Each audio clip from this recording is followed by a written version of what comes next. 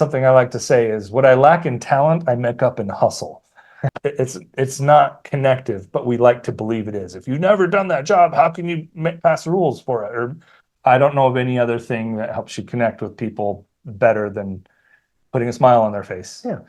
Let's say I run into a lady and she has like 3 earrings on each ear, and it matches some piece in her hair. Well, it's not a sexual thing to say, I love your earrings, and it matches the thing in your hair. That's really cool. I appreciate that.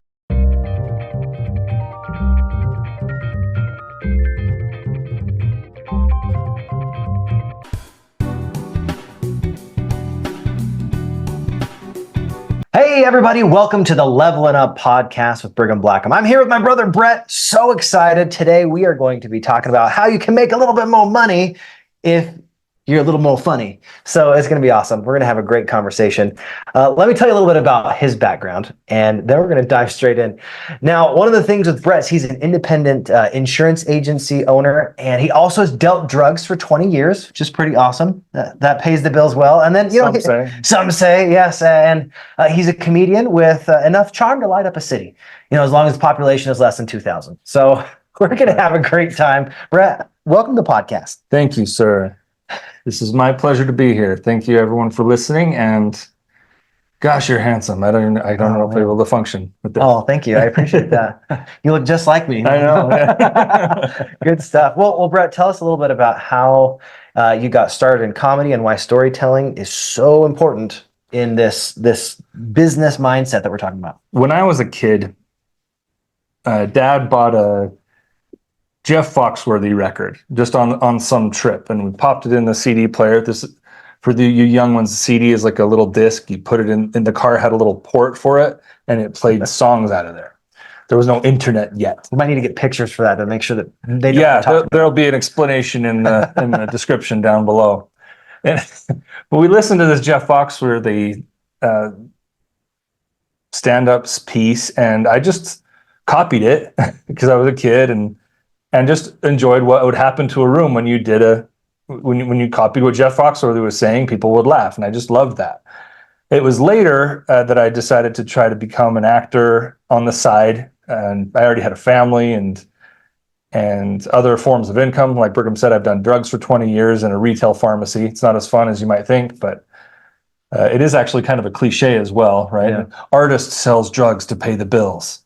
It's like a dime a dozen, right? Yeah, that's a timeless tale. Yeah, actually in college I was a drummer too, and to not be homeless, I sold drugs back then as well. So that's a fun old thing. But when I started just wanting to be in plays and act in films, I had an agent say, "Hey, work on your comedy. That'll make you a better performer." And I picked that up as well. Just wrote a few jokes and talked about my life. And I still do it a few times a month, traveling to other cities, other states, and just do private parties mostly. It's busier around Christmas time when companies want to invest in that sort of thing. And it's been really good with a few awful experiences, but those are, I shouldn't say awful. When you fail, you learn 1,000 lessons. When you have success, it only teaches one lesson. You did it right. Well done. Well done. Good job. Yeah, so that's a little bit about me. Where I worked in pharmacy for so many years, I had one of our other brothers. Yeah, my parents are like populating the whole world, maybe the solar system. We'll see how that goes. Yeah. But one of our other brothers did insurance, and with my background in pharmacy, I was able to very quickly parlay that into an insurance income stream as well.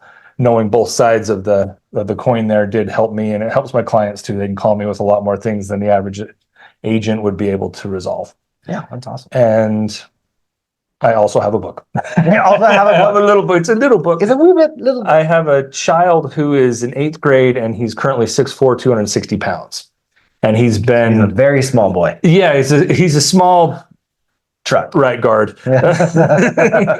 At junior college level. But so and he's had that big of a body for his age range all along the way. And so my wife and I had to just try our best to train him to not feel bad about his body and to take bullying and people making fun of him in stride best he could. Mm-hmm. And I drew a lot on something Brigham and I have done in the past, which was improv class. Yeah. Improvised theater is, in my opinion, I don't know if Brigham shares this, but it's one of the better skill sets for a human being to have in this world. I've talked a lot. I'm just kind of on a little roll, a little ramble.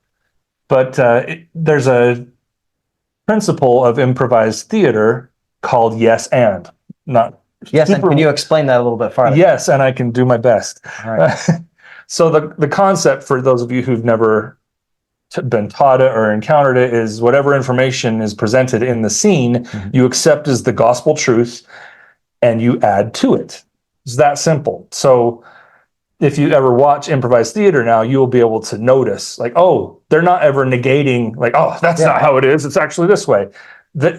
That can happen, but usually if they're trying to get just a little silly joke, but it works best when you accept what the other actors provide you and you search your mind and search the character you're performing in to add something to the scene. That's the best.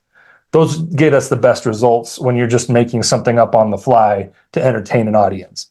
So that aside, the yes and principle, I believe, works really well for kids who are being verbally bullied. Now, physical assault's one thing, talk to the authority figures. But if someone's making fun of you or teasing you verbally, have fun. Yeah, I know. And this, it doesn't even matter what it is. You're fat. Like, I sure am. I love my meals. What can I say? Like it does. You just don't let the verbal assault hurt you. And so I just compiled everything I'd ever learned on that topic of not letting bullies hurt you and not letting what's said. The sticks and stones can break my bones. Maybe I could have just told him that and moved on with life. Yeah. But I wrote that into a little book, and no matter what happens, there's a chapter on bereavement, a chapter on, well, we don't need to talk about that too much, but that's kind of who I am and where I've come to be fairly successful in the business world and a little bit in comedy and performance. That might never turn into something super fantastic, and that's okay. There are tens of thousands of comedians across the country, and only a few hundred of them make a great living. There are several hundred that make an okay living, and then the rest of us just make a few $100s here and there. And it's just a skill set that I've liked developing and have enjoyed, where I haven't been able to live in a city and do a lot of acting. But that's a lot of me talking. Maybe 10,000 words without Brigham saying anything and just bobbing his head. We're good. That's good. All right. So now, do you have any follow-up questions? Yeah, follow-up questions. I actually wanted to think about this for just a moment. Now, we talked about how comedy is a skill set right before this, and one of the things that I think is really helpful is if you can improve your comedic timing, just like you would improve your drum timing, suddenly you can start to interact with people in a way that is endearing, it's fun, it's playful, and you don't have to be so serious. Yeah. And I would love you to explore a little bit why, if you are playing fun at a situation, or if you're having fun with somebody, that it's okay to just joke around at times. So let's play with that. I would say most times it's okay. That's my opinion, obviously. Yeah. Most times it's okay to joke and have fun. When I was in college, I remember one of the professors saying that people do business with those whom they know and whom they like. If you don't know someone, if you're casting a movie and 10,000 people send in an audition and they all fit the role, but you know 3 of them personally, who are you going to cast in the role? You don't have to be a film professional to know that. To just know that's going to be one of those 3 guys. It just is. Or one of the gals. It just depends on how they identify that day. But we're going to go there. But how do you make people like you is, there are many ways, but humor will get you all the way to the back of the room while just being serious and stuffy is fumbling at the front door. It's a way you get someone to laugh and they instantly like you a little more. Think of one of those experiences in your life when you may not have had great feelings toward a certain someone or a politician or a business guy or someone in town, and they made you laugh one day. They said a joke and it was clever and fun, and they light up the room a little bit, and you just like them more. But that's an important skill, and it's actually something that everyone can develop. And so we can talk about the concept of a joke. This. Yeah, let's absolutely go there, because a lot of people have never come from a theatrical background or never been in a play. They might have watched them. They're like, man, I can never do that. They have this mentality of, I'm not able to get out there and perform, and I don't necessarily even want to. They don't want the spotlight. But what can you do as far as a skill to be able to say, how can I learn this skill and be able to get more funny because of some of the skills that you've learned? Well, first off, you have to disappoint some people out there. It's great. Was it Shakespeare that said all of us are players on a stage? Yeah. You're acting a character, whether you think about it or not. You're out in your neighborhood, you're going to church or the bar, or however you live your life, to school, to work. You're acting a character. Yeah. And you can change your character if you want to be more fun, to be more humorous, to see the lighthearted side of any given scene that you find yourself in. So the structure of a joke, there are just different ways to think about this, but I like to think of it this way. You have the first story that appears in your mind, whether it's a sentence or a picture. So let's use a verbal joke, like, I took my father out for his birthday. Just that sentence. I took my father out for his birthday. What kind of picture does that paint? Well, you go to a Chinese restaurant. Going to a restaurant. Yeah. Anything else? Maybe. Yeah. He's dressed in a nice suit, and everyone's happy. You got balloons, maybe. Sure. Yeah. That's the thought. So that's the thought. So you have the first story. Now, in every story, in every sentence, in every interaction with human beings, there's going to be something that can be interpreted in more than one way. That would be called the connector. So in that simple setup, you could call it, I took my father out for his birthday. The punchline would reveal a second story. You would say something like, it only took me 3 shots. Done. Right? With 10 shots. Bang, bang, bang. Yeah, I mean, I had another clip just in case, but we got her done. Happy birthday, Papa. You know that. So that what happens in the brain with that kind of a joke is the second story is revealed by the punchline. If you've ever thought, oh, I'm going to do this, that the setup is here, I'm going to say that second story, and no one laughed, it's simply because you told the story rather than said the joke. You said the punchline on the other side of the story, so the brain fills that in. It's a really simple adjustment, and you'll just be naturally more funny. You won't have that. It won't happen as often that you drop the punchline and nothing happens. It's like, wow, the crickets liked it, but no one else noticed what I was doing right there. Yeah, and a good portion of that is the surprise factor. When you are surprised and it is almost a shock because you were thinking it was this thing and it was all the way over there, that's where laughter comes. Like, oh, that was awesome. So how do you do this in regular everyday conversation? Right now, I see them all the time. Yeah, I study it, and people out there want to study it. They'll notice those things more. Someone says a clever thing. We're like, oh, that's a high, like in the church we attend, there's this structure called the High Council, and every time they say it, I think of a bunch of guys smoking weed early in the morning on a Sunday. Got some peyote or something, man. So I don't have to. I've never even really said that before, but that's just one.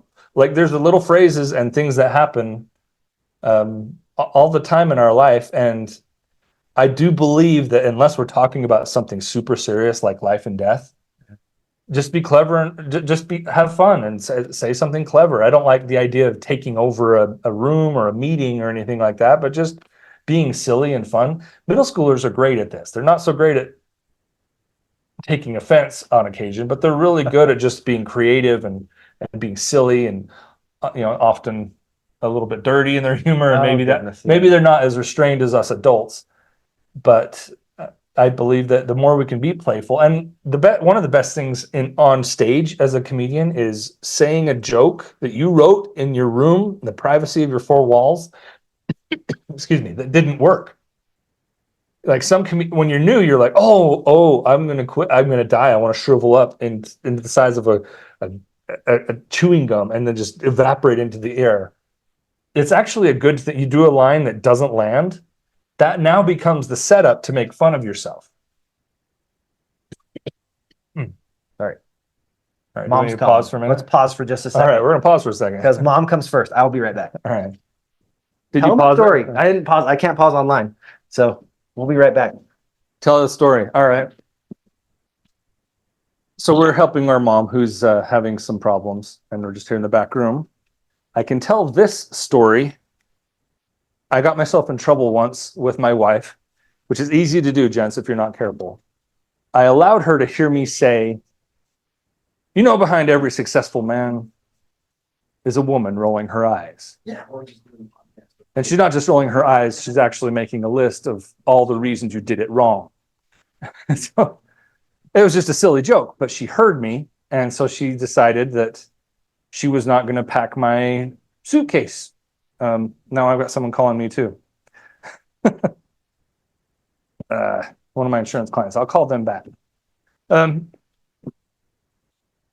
Is everything okay? Did you keep it PG? I don't know. They'll tell us in the comments. Tell us in the comments. We'll find out. No, I just started telling about the story about Brittany overhearing my joke, and then she made me pack my own go bag when I went to the airport, and I was going on a business trip to North Carolina, and I've been married for over 10 years, so this is like her attempting to murder me.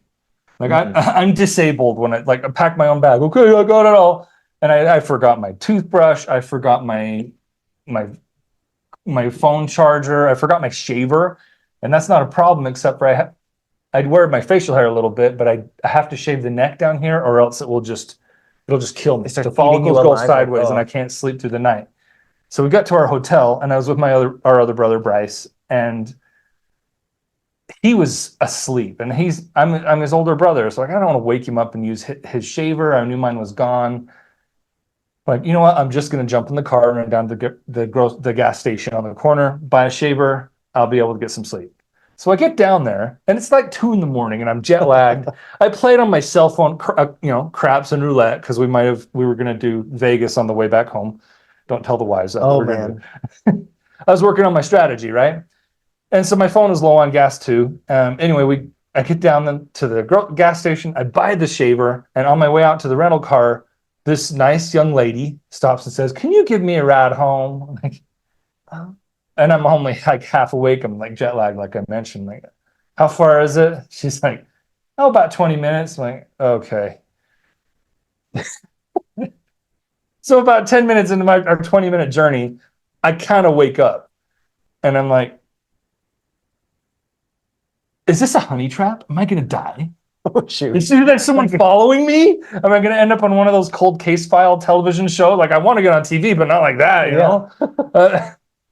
So I just start to work myself up into a paranoia, and we get almost to her drop-off point, her house, and I'm like 3 houses away, like 150 yards, and I stop the car. I'm like, okay, there you go. And she said, well, can't you get me closer? Like, nope, please get out now before I call the police. I wasn't functioning super well. So she gets out of the car. I take a breath, and I start my journey back to the hotel, and my phone dies because I worked on my strategy so much on the plane. So now I'm meandering around the woods in North Carolina, again at risk of being a cold case file episode. And I finally get to the gas station, buy a cord, charge up my phone, get back to the hotel. I've got my shaver. It's going to be fine. And when I get to the hotel, there is a homeless person convention in the parking lot. Again, I'm at risk of being on a cold case file episode. So I just hurry and turn the car off, and I run in the hotel. I get up to the room, and finally, no, I left the shaver in the car. You're like, oh, so I could go past the homeless guys who might kill me again. And to gear myself up, I sat down on my bed and sighed, just not too loud, just. And Bryce wakes up. Our brother wakes up and he goes, dude, what's the matter? I'm like, oh, can I use your shaver? So I should have done that anyway, but I woke up my brother and used his shaver, and I bought an extra car charger, and my wife tried to kill me. That was the Honestly, the best part of That's the the lesson. story, though, Mhm. was the best part of the story how many came more months later? 6 months 6 later. months later, I witnessed this part. Brigham It was so there. good. Our whole family's gathered for Christmas, giving each other gifts, having a grand old time. And Bryce gave me a gift, which was It was the racer. the shaver from the car From in the its car. unopened case. Like, thank you for the memory. And then I had to tell my wife the whole story at that time. She now packs my bag every time. Yep. She doesn't want me to do that anymore. But yeah, so if mom calls, you'll get another story. But there we are. No, We're back. that's excellent. And we're back. And we're back. So We can cut that. This is no, live. no, this We'll is cut great. it for No, later. nah, maybe I don't know. Whatever. Guys, you don't have to be perfect. It's one of the things I actually love about comedy is Mhm. sometimes our imperfections, the little small little moments that happen, Yeah. you can play off of. You And, drop like, a line, you make fun of yourself. exactly, make fun of yourself, or you make fun of the joke, Mhm. right? And that makes you more endearing to the audience. It's Exactly. huge. Yep. Okay. Being vulnerable, I believe they call that, is endearing. Vulnerable. Yeah, you're just like, hey, I made a mistake there. That's okay. Or talk about it. You're in the room with people, and this can go for even public speaking in public events. Mhm. You are not there. Let's say you have 10,000 people listening to you. You are not there to read your speech. I'm sorry. Mm-mm. That's not why you're there. You are there to entertain and educate those people. And so if your speech isn't going well, talk about that. Like, this really sounded so much better when I was by myself in my room, or whatever you say. Like, connect with those people. Or we do church, so same thing in church. You're not there to read your little script you typed up. You're there to teach those folks.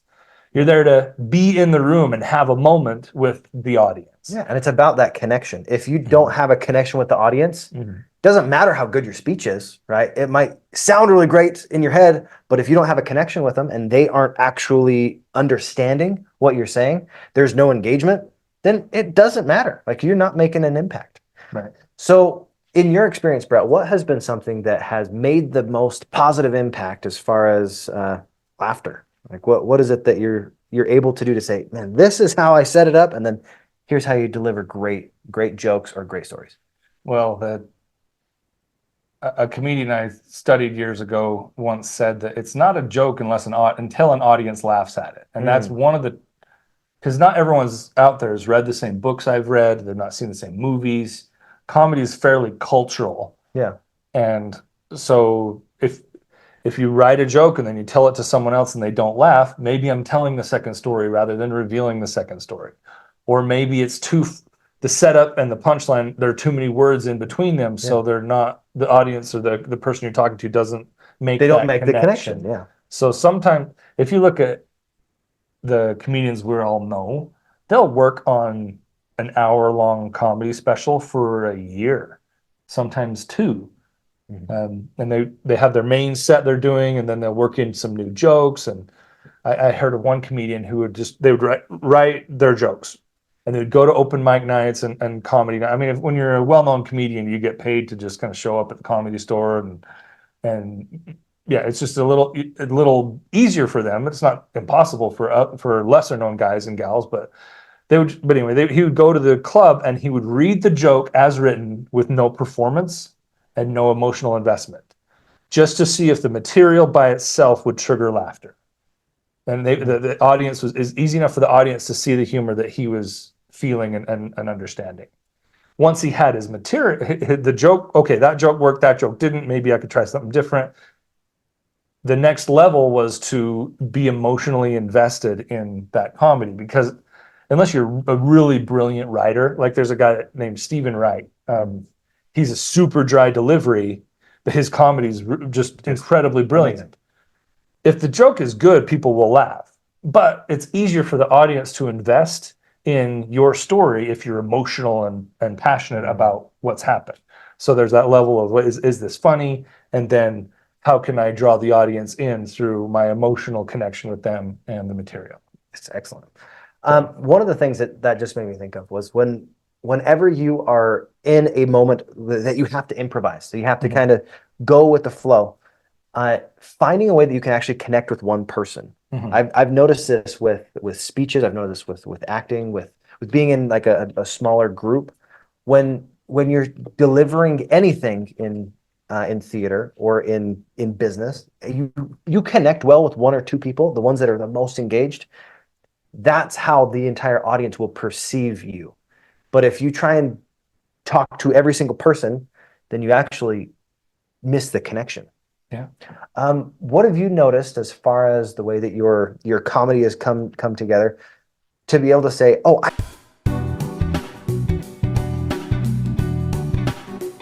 can apply this to business? Because we talked about the yes and, what other things apply to business?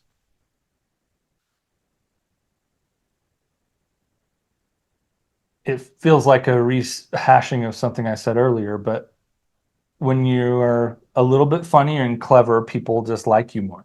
Yeah. They enjoy being around you. Think back in your life when someone negated what you said, or just like, I disagree and this is why. Like, is this debate going to solve the world's problems? Then, No. okay, I agree with you. I learned that from someone else. I can't remember the name, so I should cite them, but like they're in the house of a Democrat and they're like, oh, those Republicans are this and this and this. Like, okay, for now I'm a Democrat. All right. Or vice versa. I'm in the house of Republican and like, oh, these Democrats are blah, blah, blah. I'm like, oh yeah. Like that. It doesn't matter. Like this little interaction, like I want this person to like me and I want to like them. And it's okay to just say, oh yeah, I see that. Or that could be true. Yeah, Or see how you maybe. came to that Like conclusion. the word maybe or okay is super magical. Like, oh, I could see that. Yeah, but maybe, or I'm not. It's okay not to know things too. And there's another thing. People don't like to be corrected. That's another thing I would want to point out in presenting or in doing business with people in the general community. This is a story from How to Win Friends and Influence People, Carnegie. I believe could be a different story, but I think Andrew would agree with me. So the story goes, it's a dinner where a bunch of business guys and their wives are eating at the table. And one gentleman says this line, and he quotes the line, he says, that's from the Bible. And then the second guy says, well, that's not from the Bible, that's from Shakespeare. And the first guy, no, that's from the Bible. And they have a little tussle and a little awkward fight over the thing. And the second guy, who knew the third guy was a Shakespearean expert, said, isn't that from Shakespeare? And the third guy said, no, the gentleman is correct. It's from the Bible. Anyway, what's for dessert? And then they moved on in conversation. Totally diffused. The party finished. Everyone went home. Now we're just talking to the second and third guy in the corner. And he says, you know that line's from Shakespeare, right? And he says, it's from 12th Night, second act. And in my copy, it's the fourth page down on the left. Like he knew exactly where it was because he was a Shakespearean expert, loved those plays, loved the poetry and all of it. And he said, well, why didn't you correct the gentleman? It's like, because it wouldn't have done anything except embarrass him. And my objective at the party was not to embarrass anyone, so that we could all have a good time and just move on in a social setting. Whether we litigated where a sentence came from the Bible or Shakespeare was irrelevant to how people felt and how people were interacting with one another. So as a salesperson or as an account manager for one of my insurance clients, their opinions are sometimes very strange and objectively false based on what I've studied in the past and the things that I know. But it does no good to, in their house, correct them on something, some point or some philosophy that I find wrong, because I'm there to feed my family and help them, but I also this person likes me and trusts me to manage their account in the future.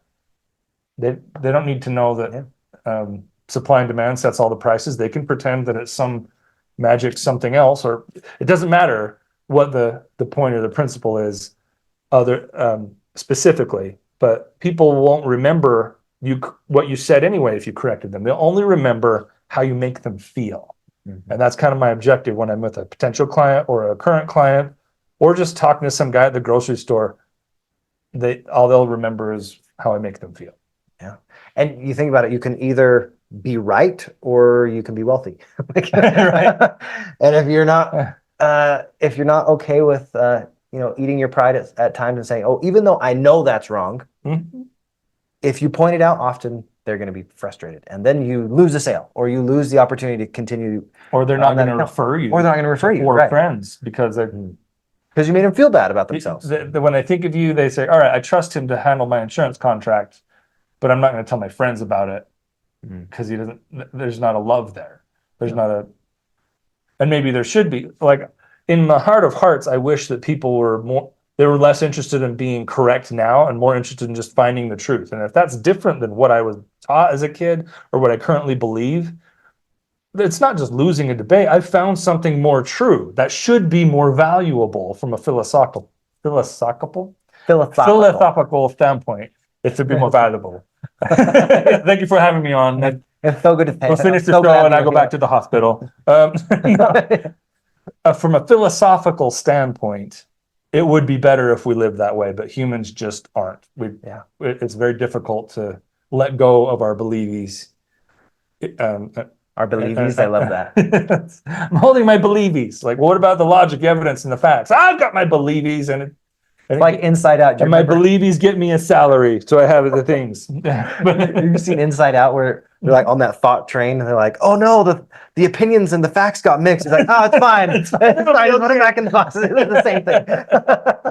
And part of this, I think in business, a lot of the times we get so strict. We get so like Princess Kitty, business, and we forget that we are just human beings. We're having a human experience, and business and serving somebody, whether it's a product or a service, is helping them get to where they want to go. And if we can help them be that bridge, what's the line? It's huge. If you help enough people get what they want, then you can have what you want. And I know that everybody wants to feel important and validated. If you can do that, they'll just give you your account. You'll get 10 referrals over the next 5 years from that person because you make them feel validated, you make them feel important. And this is presuming competence in your field. But even in something I like to say is what I lack in talent, I make up in hustle. But if you're upfront with people, it's just like bombing on stage. Like, okay, just talk to the audience. Like, wow, that didn't work very well. It's like, hey, I don't know everything. It's impossible to do that. But I have a good team. I have a good regional manager. I have a good local manager. And our office can solve almost any problem. It might not just come from my brain, though. And just to be upfront with people, I'm a human. You're a human. Things can go wrong. But what I lack in talent, I will make up in hustle. And I think part of that comes down to, are you willing to do the work to figure out the answer if you don't know it? And allowing others to know, hey, I don't know everything. You don't have to know everything. I don't think that was ever part of business. Like you think of the story of, I think it was Henry Ford, where he was brought to trial and they're like, hey, you don't even know how to build a car. He's like, I know that I don't know how to do that, but I will answer any question you have. And they give him all these questions. He's like, all right, call this person. And then he gets the phone. And he's like, answer that question. Sometimes it's not so much what you know, but who you know and how you provide value back and forth. So on that note, I know you're formulating a question. Sorry to interrupt you. You're good. Coaching a ball team and playing shortstop are different jobs. Totally. I tell you how many times, and I won't tell you the industry because I think everyone will know it. But I've heard that people, well, if you never played this game, you can't be the manager of the game. You're like, actually, you really could, like, because it's a different skill set. It's a different skill set to manage something than to do the labor of the thing, and that's something that then it falls back to basic logic. I wish maybe they did in school and I just don't remember it, but basic, one of the logical fallacies that people use is appeal to authority.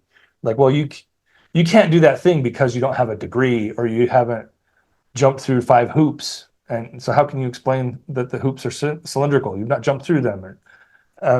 It's appeal to some other authority rather than like, is this true or is it not? Like Henry Ford, you've never worked on the line. You don't know how to weld. How could you manage a car company? Well, that's a logical fallacy. Because there are probably 10,000 people who could weld and who could work on the auto line that could never manage a company. Like it's not connective, but we like to believe it is. If you've never done that job, how can you pass the rules for it or manage it? So anyway, that's one thing we can get it. We're killing time, but basic logic and logical fallacies, it really helps in interacting in the world. I think that's exactly a good point. When we can bring it back to this, so we said if you have mo funny, you're going to make mo money, right? I like this idea. But what is it that having good comedic timing and being playful, what can it actually do for you as a business owner? It just, I don't know of any other thing that helps you connect with people better than putting a smile on their face. Yeah. And this isn't necessarily a comedy thing, but a non-sexual compliment is one of the more valuable things you can give someone. It's like a verbal present, and especially if it's something that you can tell that they care about. Let's say I run into a lady and she has like 3 earrings on each ear, and it matches some piece in her hair. Well, it's not a sexual thing to say, I love your earrings, and it matches the thing in your hair. That's really cool. I appreciate that. That's attentive. It's validating. It's validating. It's not creepy. No matter who you are, that's not a creepy thing to compliment. But something like that, or when you see a guy work who you can just tell he works on his car and loves that thing, compliment the car. Like, those rims are really fascinating. I love how they spin backwards, man. like a little verbal compliment and then being playful and fun, just it knocks down so many walls immediately. That's worth paying attention to from day to day, and just live your life that way. I don't know if that's a great answer. That's a great answer. That's something I've got a lot of mileage on in my career, my careers. No, and one of the things that just reminded me of is the Chinese cultural phenomenon, I'll say, of noticing changes in people. That's how you know you're a good friend. They'll say, "Oh, you got your hair cut," or "Oh man, I really like the way you trimmed your beard. Your crow's feet are so much deeper. Yeah, so much deeper." Yes. Wow, those wrinkles are really pronounced. And you be careful of the compliment. Never iron that out in a million years. Wow. Whew, so good. Are those canyons? The positive changes. The positive. Yes. Positive changes. Although in Mandarin, sometimes we'll be like, "Wow, you've gotten so fat," and you're like, "Thank you. I appreciate that." And they'll say to people that aren't fat. Yeah. That's a dominance behavior. Like, you're so fat. I'm more important than you. You're like, "Oh, I eat well. Thank you. I accept that, and I will take it." I enjoy dessert. We're going to all be dead in 15 minutes anyway. I enjoy dessert. Now, one of the other things that I think would be helpful is when you're storytelling, trying to lace in fun, creativity, and some little small, I want to call them like squirrel moments, without losing your train of thought, without losing the point of the story. Because I always talk about story, point, solution. You have your story, there's a point to the story, and then what's the solution that it solves? If you're improvising, that's very challenging. Yeah. To just run off. It's fun, but it takes practice to run off in a direction and, oh, there's a comedy jumping off point, and we're going to tag it and we're going to follow it up and keep that comedy through line going for a minute. And then coming back to the straight line of the story is a challenge. How some comedians do it is they'll write the story, no joke, no funny, nothing. Just start A to B, black and white, plain, there's the story. And then they'll say, okay, what are some very simple jumping off points? Like, okay, this piece right here where I dropped my hat in the mud, that's funny. Let's write some jokes and talk about that for a minute. And then so they'll do a few of those. And they're like, okay, I still want to punch this up. I still want to make it more amusing. You can actually go through in each sentence, do that trick we talked about earlier. Okay, this sentence paints a story. What is the second story? What is the second story I can say? And another way to conceptualize what I mean by the second story is the idea of saying something without saying it. So that on a certain level, that's what a joke is. You said something without saying it. And sometimes that comes down to inflection. Sometimes that comes down to the way that you actually meant it and the way it's taken. Sure. And you put 2 and 2 together, and if 2 plus 2 equals something different than 2 plus the 2 equals 12, Right. You find that misdirection. Yeah. So as far as your presentation, now you've done that all throughout. So you've got a nice balance of I'm staying on track, but we're taking some time to be amusing and funny. Now it helps to have it memorized. 100%. And not everyone is good at memorizing. I'm horrible at memorizing a script, or at least I was until I learned how my brain needs to do it. I will do a combination of rewriting and then listening, and then rewriting, recording my voice, and then listening to my voice in another setting to get both left and right sides of my brain activated. Once something's in my long-term memory, I can draw it fairly easily, but it takes a while to get it in there. And I think something that will work for most people is not to memorize the words per se, but to memorize in thoughts and memorize in feelings and sounds and smells, something that's more sensual. I want to say evocative, right? It evokes emotion. That is better. Is that worse? Yeah. Evocative, not what I meant. Evocative. Yeah. Non-sexual stuff. Although yes. if it's sexual, it's easier to remember for some stupid reason. Because we're boys. That's what it is. No, girls too. Okay, that's the dirtier it actually is. But if you make it dirty for whatever reason, you remember things a little easier. Yeah. It's shocking. Right? It's shocking. It's smooth and curvy. I mean, shocking. We'll go with shocking. What it comes down to, when you memorize something, you now have that structure, whether it's bullet pointed or you did a mind map, you understand where you're going. And because you know where you're going, you can start to play on the road. Exactly. And you did it in feelings and in colors and sounds. So you're like, if you just memorize the script front to back and you riffed a little longer and the audience was loving it so much, so you actually came up with a few jokes that you didn't write in the moment with that speech. If you memorize in words, straight line, you're in trouble getting back on track. Yeah. But if you memorized in feelings and sound, now you just, then the next thing was this. And then you're back to setting up the next phase of the story and your next jump off point. I love it. No, that's excellent. And narrative structure, it's something that anybody can learn. Literally anybody can learn how to tell a good story. And I think the difference between someone being a great salesman or a great business owner and someone that isn't is being able to share your story in a meaningful way and in a way that isn't just like patting your own back. It's how do I help somebody get where they want to go? How do I help them see what's possible, right? Painting that picture of possibility. And then how do I help them see themselves in that solution? So, it's hard to do. That's very difficult to do if you need the sale to eat.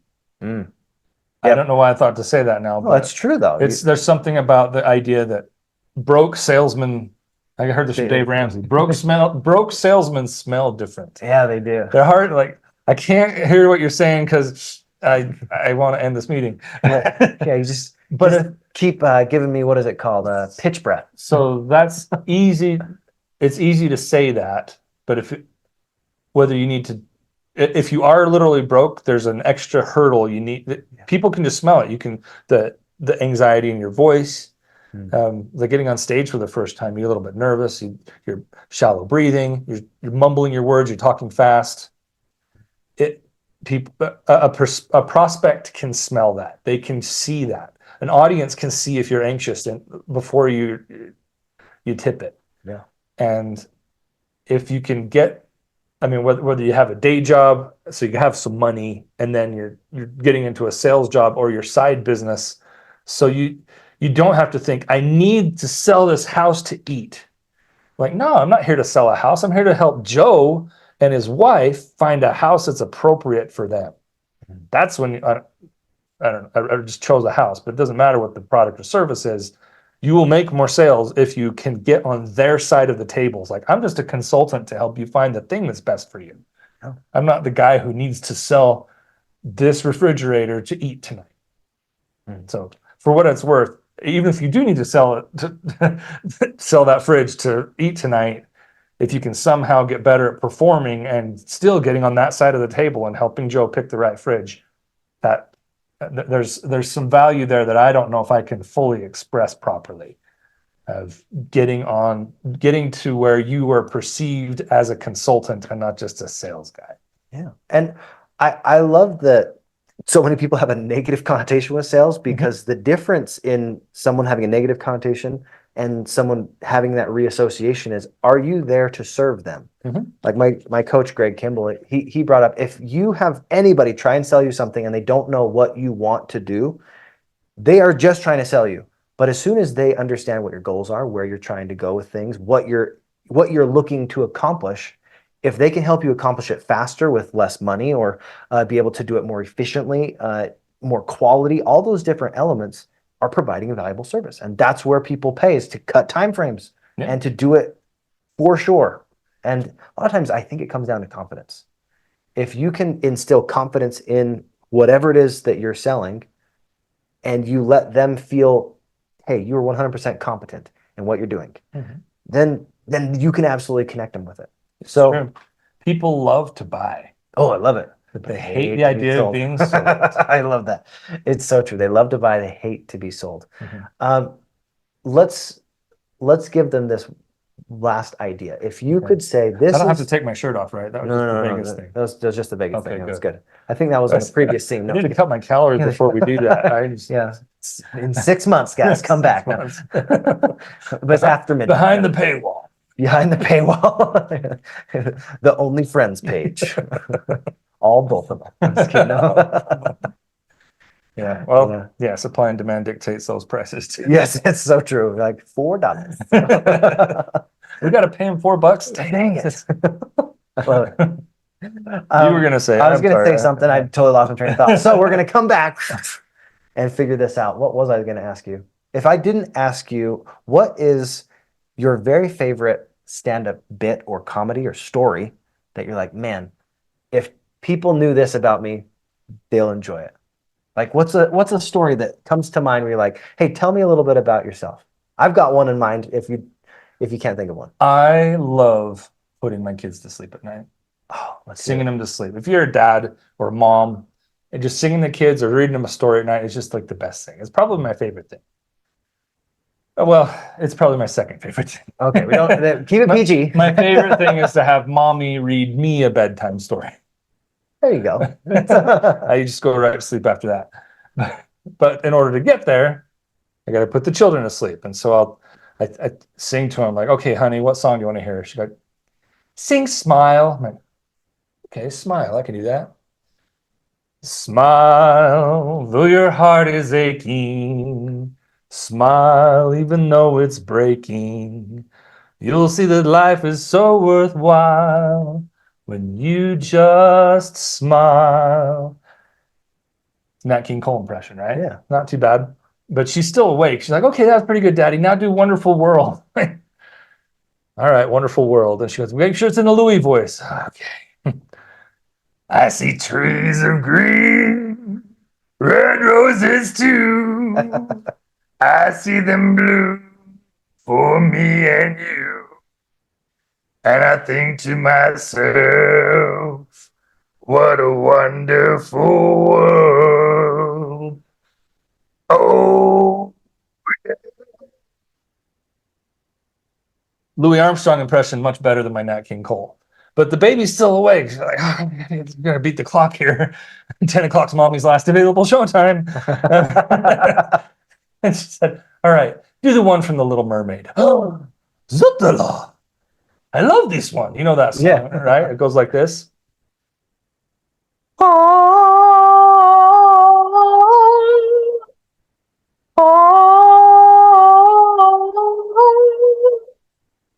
may have started this a little high.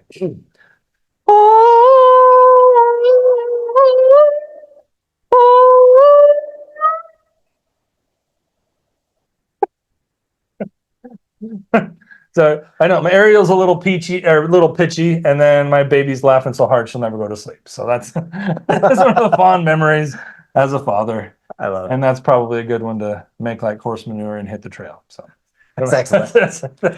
Guys, I hope this was helpful for you guys. I absolutely love hanging out with you, Brett. Thank you so much for Me sharing too. You sharing beat me your at chess voice. too often. I but do. I appreciate you letting me win so much. Yeah, well, Makes me feel that's good. an older brother's job. Yeah, some people don't know. I'm actually the older brother Yeah. because it's a mileage thing. I'm really lazy normally. Oh, it's good. One of the other things I wanted to see, if you guys want to connect with Brett more, you want to find his book online, where can they find you? Oh, you can just a Google search. You can find my website, and you can book me through there for parties and stuff. I also am on Instagram. I'm on Twitter, but I don't recommend that because I abandoned my normal jovial self and I'm a little combative on there. So I don't recommend it, but it is there. But Instagram is fun. I have a good time there, and yeah, pretty easy to find other than that. And what was the name of your book?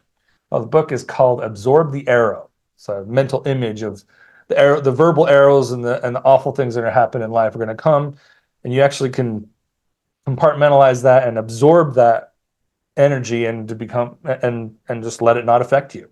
Got the idea of from a mud monster. Like if you throw mud at a mud monster, what happens? It's like, thank He you. gets stronger. His chest gets thicker. Arms great and stock. Yeah. But mentally, you can do that. You do not have to allow anything that happens to you to affect you adversely, at least on an emotional level. And that, I mean, think about this. This is something from the book. If someone says a thing, you actually totally get to choose the emotion on it. For example, if I say to Brigham, and let's say, pretend he doesn't know 50 languages, and I'll just say, Fröhliche Weihnachten. Thank you. So that's an aggressive sounding German phrase, but it actually means Merry Christmas. Perfect. But you could have pretend, oh, I don't know what you said. If that was a super mean thing, it wouldn't have done anything to you because you didn't understand it. Yeah. So it's clear that it's not what the people say, it's your brain's interpretation of what they say and how much value you put into it.